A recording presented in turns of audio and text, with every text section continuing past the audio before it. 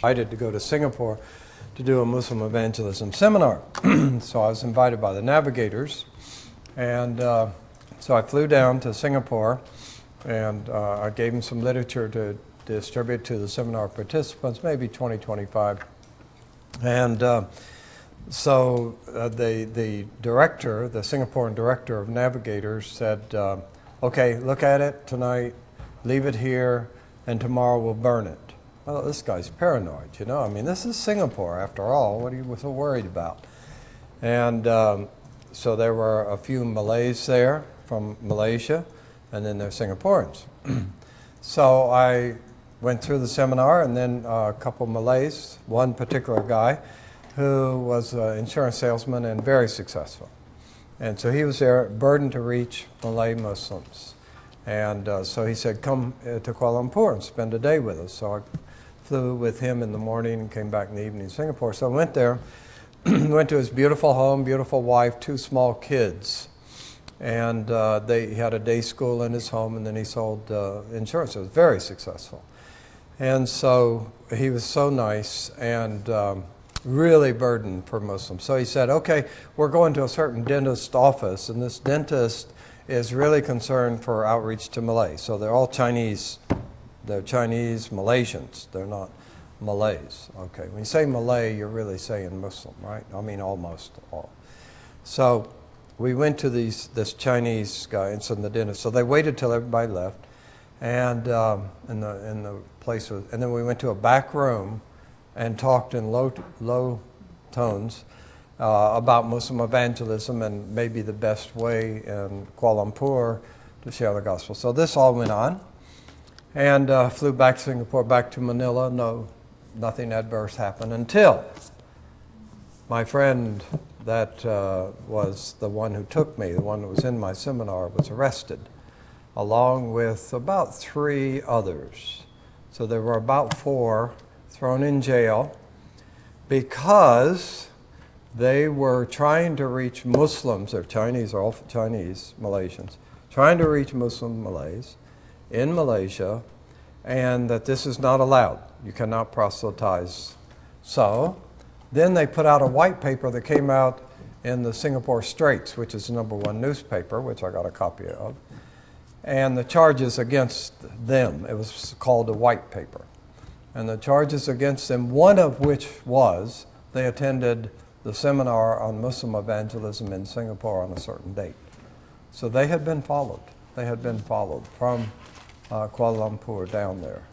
There was suspicion about them because they seemed to be interested in preaching Christ. Then the paper went on, the white paper went on to say, these people are, and then they started listing contextualization issues that I taught.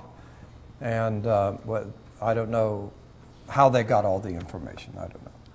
But and they may have got them from the guys themselves because maybe they were tortured or whatever. But it was so sad to me because, you know, I get on a plane and fly away. Goodbye, I've given my seminar, I've dropped my bomb, goodbye.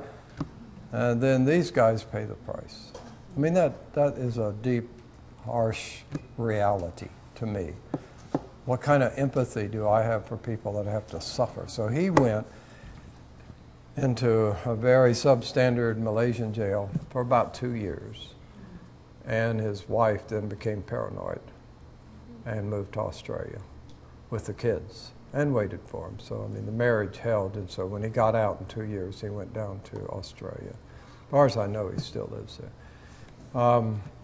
So the 4 of them got out over a period of 2 to 3 years. But I just said, you know, on one side it makes me angry that Islam is such a closed religion that they have to throw you in jail when you're a citizen of the country, right?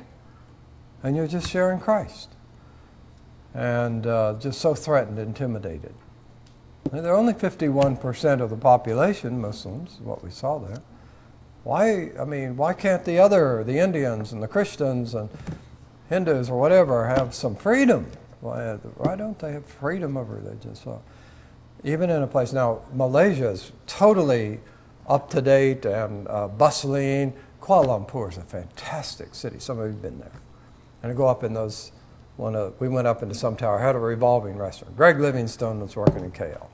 So he invited us and he took us around and we went up and he paid the bill for eating while we're circling the city. It was a gorgeous experience, probably very expensive, but he paid.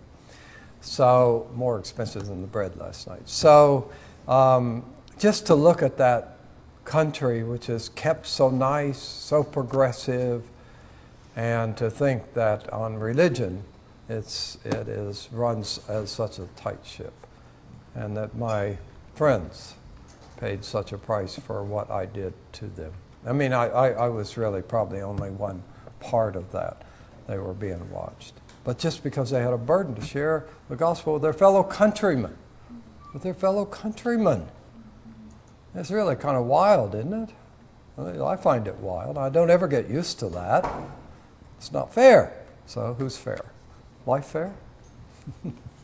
Okay, let's go for, I was seeking to find when we left the radio suggestion. So this can extrapolate to media suggestions, okay?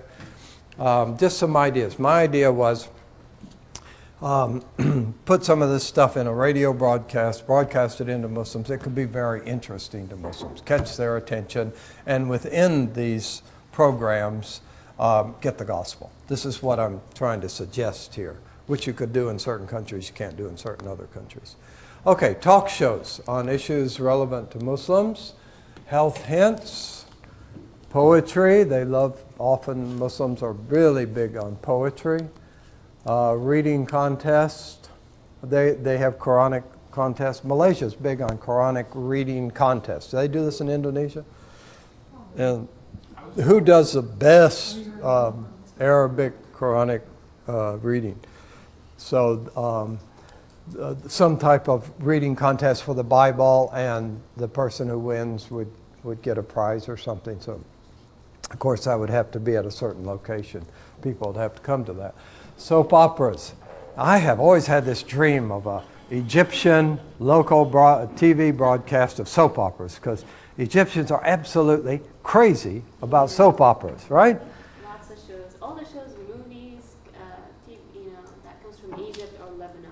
Really? Egypt is more of them, they have a heritage in the arts, music, film. It's super big time. So, just thinking Sat7 or whatever, just broadcast in with a really 5-star, dramatic soap opera. Just keep it going day after day, and then bring in at certain points some Christian message. How it'd be done, I don't know. That'd be up to the experts. Continued stories from dramatic books, readings. Could do biographical dramas, Bible chanting in Arabic and the local language, quizzes with prizes, and get people to write in responses to quizzes, talks on nature and animals. Okay, personal announcements. Now, when you have a local radio station like we did, I'll tell you about in a few minutes, in southern Philippines, people sent in announcements that they live here and they wanted to make an announcement to relatives or friends over here, and they would go to the radio station here, and they know that the people would be listening in their own dialect over here, and so there was a time slot for doing exactly that. It was hugely popular. So the personal announcements, birth, marriage, death, whatever, song requests, get into their own style of music, questions, answers, reading, they could send in questions. Reading of psalms, that's usually popular. Folklore, especially with the folk songs and instrumentals. Muslims, again, have a very real enjoyment, like what was just being said about Egypt. Farming and fishing issues, so helps that could assist them in being better farmers or better fishermen, because often rural Muslims, this is where they're at. On-site interviews with leaders and interesting people. Go out with a tape recorder, whatever, and have these interviews with leaders, not particularly Christian subjects or anything. Offer free booklets, Bible correspondence course, and okay, that's it. So what happened in the Philippines was my dream fulfilled and my dream dashed. So here's what happened. FEBC, Far Eastern Broadcasting Corporation, not only broadcast into China and other places, they broadcast locally in the southern island of Mindanao, where all the Muslims, main part of the Muslims are. And so they had this one radio station in Zamboanga, and so a guy, a Muslim convert, he had an hour on that program in the local language, and it was becoming very popular. Now he's a Muslim convert, so that was a bit of a problem there. To the audience, and doing it in his local language, which created an audience, because not many of the radio programs were in the local language. And the other dynamic there was that the people in that area were pretty radical against Christianity and Al-Qaeda related. So it was really a recipe for a problem, but he basically followed these formats, and it was very successful. People writing in, people coming in with announcements to give for other people, and there was connections, and all kinds of good things were going in. So he came, I got a phone call one morning in Manila about 6 o'clock. And so a guy that I didn't know his name at that time, the broadcaster, the Muslim convert, he said, I'd like to see you. And when somebody says they want to see me with kind of a heavy accent, and I'm thinking I'm not too comfortable about that. I don't think at 6 a.m. that I want to invite him to my house because of a couple threats I did have. So I said, okay. I said, meet me down at the center, and I told him where to go in the center. I felt that's a more public format, and be there at 3 o'clock. So went down there, and he came 3 o'clock, and he then identified himself as a radio broadcaster, FEBC, and the connections were all right, and that's who he was. And he was really excited. He said, this radio broadcast is just reaching so many Muslims. He said, I'm very careful. He said, I only, using Psalms, I read the Psalms, the Zabur, so that people can connect with that who are Muslims and authenticate the Zabur. And he said a few other things. A correspondence course he had just got going, but it was low key.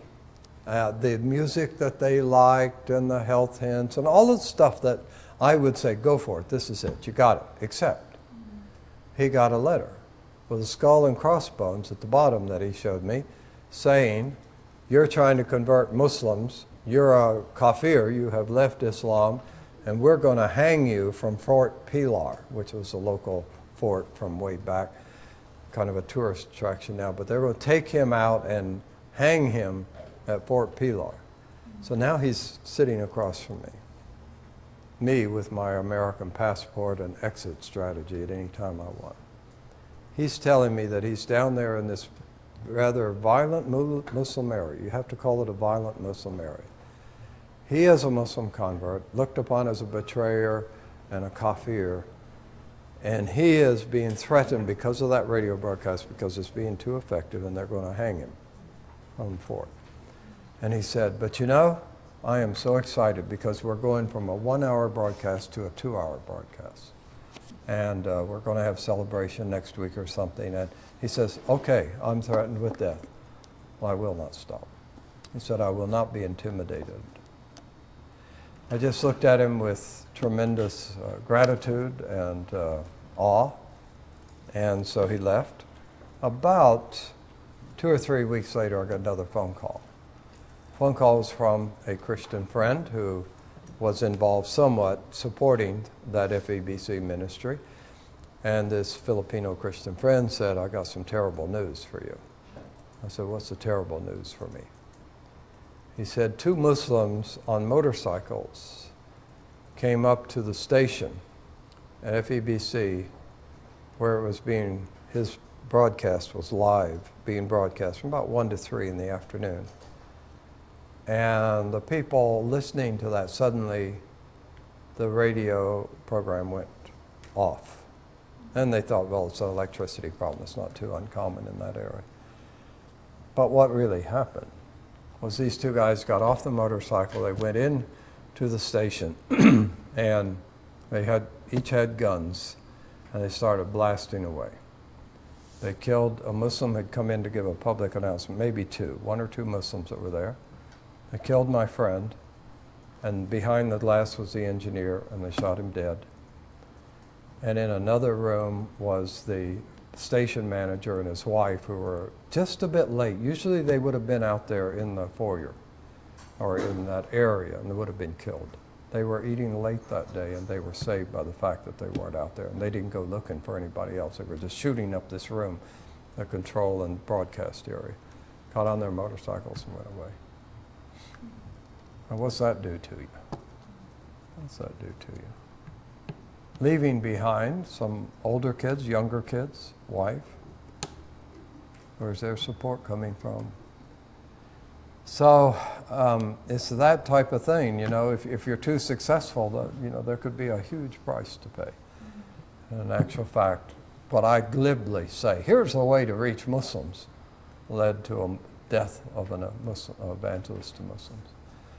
His son said, his about 20-year-old son was in Bible school down there, said, I will continue my dad's work. I don't know how it went forward on with him. I don't know the answer to that. But I went down, and I met his wife in a very simple little house, and the kids, and it was just a broken experience to be with that family and to realize what they have lost, So, yeah, there it is. It'll depend on the Muslim area, right? I mean, okay, I've had two threats.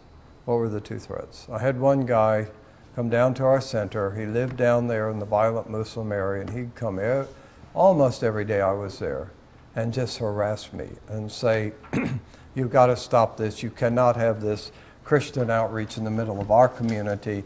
You have to close it down or it'll be destroyed and you'll be harmed. And I tell you, for 6 months, I had tremendous emotional strain. I mean, this was totally overwhelming to me. When this little guy, and he was small in stature, would come and rant and rave, I would just pick up a Newsweek or something and read it and let him rant. And then that'd make him more angry because I wasn't listening to him. I know he was on drugs. I know he's on drugs.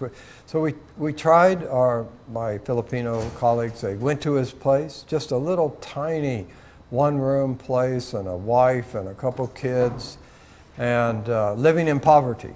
We tried to do a little, yeah, so this guy then, times we got him some bread and stuff for the family, got some medicine for the kids, and so one day I'm sitting down there showing Jesus film, about 6 or 7 Muslims inside, and he comes and he is out of control.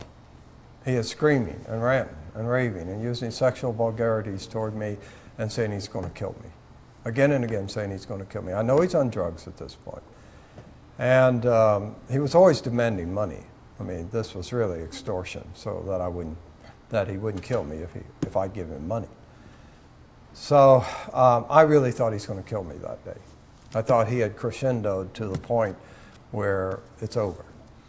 And so I went in and I said to the Muslims inside, please go. And I shut off the TV. And I just kind of waited. I didn't say anything. I just waited for him to do what he wanted to do because I didn't feel I had any control of the situation. At that moment, with all this screaming and yelling, in walks a Muslim friend from next door who worked next door and was of the same tribe and same language as the guy who's harassing me. He walks right in between us, and he proceeds to calm the guy down and stand with me. A Muslim standing with me against a Muslim is going to kill me, and gets him quiet down and leave. So then I said to my Muslim friend, you had no obligation to do that. I don't pay you. I don't have anything. We're just friends, acquaintances. And I said, why did you do that? Why did you take a risk with a guy out of control to come and stand between us? He said, well, we Muslims, we keep our gun or our knife, you saw it in the film, right here, right back here. This is where we keep it. And I saw the bulge, so I knew he had a knife or a gun, and I knew he was going to kill you. And he said, I didn't want you dead. You're my friend. Wow. So he saved me. The big struggle that night was, what do I do tomorrow? That was a big struggle. So the word went out to our Filipino friends of what had happened. And I struggled with whether I'm to go back because this could all blow up the next day. It was a big struggle. It was the most struggle probably I felt with a Filipino. And so I decided to go back.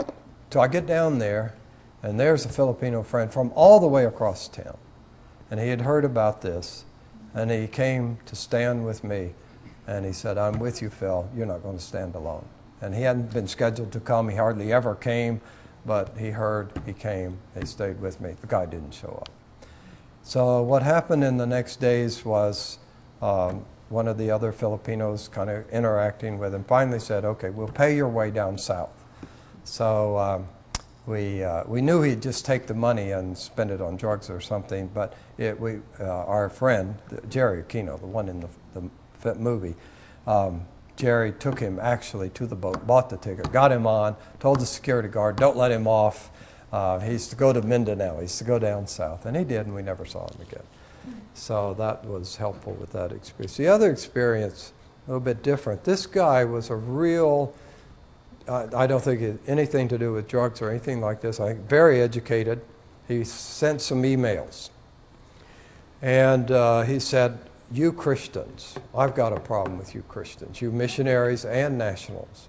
You're all trying to win Muslims and take them out of their culture, their religion, and send them to hell by converting them to Christianity. We know what you're doing. And we know Phil Parshalls is there as well. And we know that the Evangelical Society is there, and we know such and such name is there, name names. And so this very aggressive letter then came to the Christian leaders.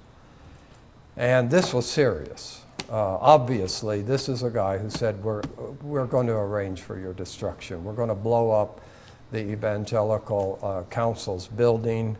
We're going to take retribution because of what you all have been doing. So this one was a heavy one from this Filipino Muslim who we couldn't trace because it was just an email. So since I'm named, I feel that I should be involved. Other people weren't too happy for me to get involved. In fact, my own mission wasn't all that happy. At that time, I'd hand over leadership, so this was just a few years ago, so the leader then wasn't very happy, but I, being me, I wrote to the guy and I said, look, you know, you have some legitimate concerns about the political overbearingness of Philippine Christian government on you Muslims taking your land. I understand all that. But then I said, there is such a thing as freedom of religion. Your people can preach Islam in my country, and we are allowed to to share our faith in this country. So I wrote him like this, and then I said, I would really like to talk to you. I said, maybe it's not best you come to my house. I didn't want him to come to our house. I said, let's meet at a 5-star hotel downtown and I'll pay you for dinner. I'll have dinner with you.